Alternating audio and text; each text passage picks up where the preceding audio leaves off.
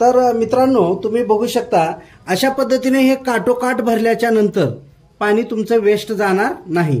त्याच्यामुळे हे खूप महत्त्वाचं जुगाड आहे, कारण हे प्रत्येकाने मागवलं पाहिजे। कारण आम्ही याचा प्रचार करत नाही, हे कोणत्या कंपनीचा आहे आम्ही तुम्हाला सांगणार नाहीये। तुमचं तुम्ही Amazonहून किंवा फ्लिपकार्टहून तुम्ही मागवू शकता।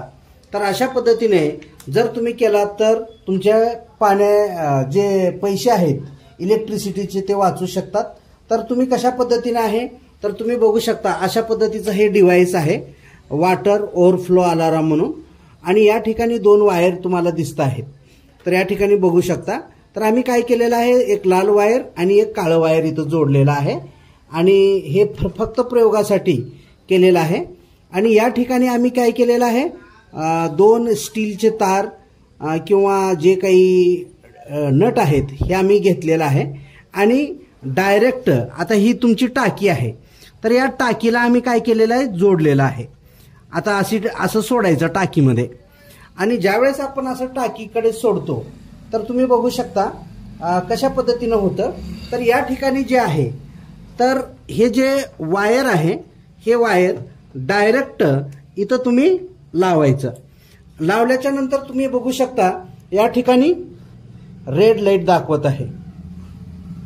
हे रेड लाईट तुम्ही बघू शकता आणि ज्यावेळेस तुमचं पाणी तुमच्या टाकीमध्ये पडेल त्यावेळेस ज्यावेळेस तुमची टाकी भरेल त्यावेळेस हे ऑटोमॅटिक अलार्म देईल।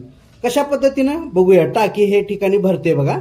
आता मी पाणी मध्ये भरत आहे, तुम्हाला दिसत असेल तर बघा, ज्यावेळेस असं भरल पाणी तुमची टाकी ज्यावेळेस खाली होणार, ज्यावेळेस असं केल्यानंतर बघा आता या ठिकाणी टाकी भरलेली आहे तर लगेच अलार्म ऍक्टिव्ह होतं आणि लगेच तुम्हाला सांगतं, काय सांगतं बघा,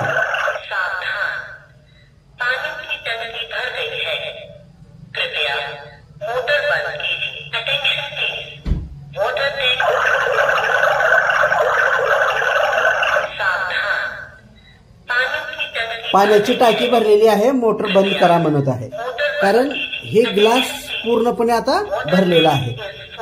तर त्याच्यामुळे तुमचं इलेक्ट्रिसिटी आणि खूप काही वेळ वाचू शकतो।